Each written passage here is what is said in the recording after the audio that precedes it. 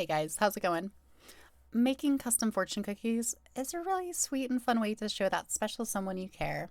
If you're getting fast food, awful Chinese food, just put this on their plate and it'll make their day.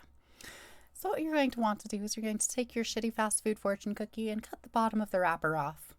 And then, once that's done, using a pair of tweezers, you're going to take the fortune out of there. And then you're going to want to use the fortune you took out as a guide to cut a fortune cookie sized fortune out of another piece of paper. Once you've done that, go ahead and write your cute, wholesome message on there. And then once again, using the tweezers, we're going to just put that right back in.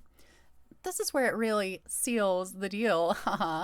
You're going to take an iron and folding a piece of paper over the plastic. Just give that a quick kiss with the iron and it'll seal up nice and good. It's really pretty easy. And once you're finished, just take it and give it to that special someone to let them know how much you care. Thanks for watching.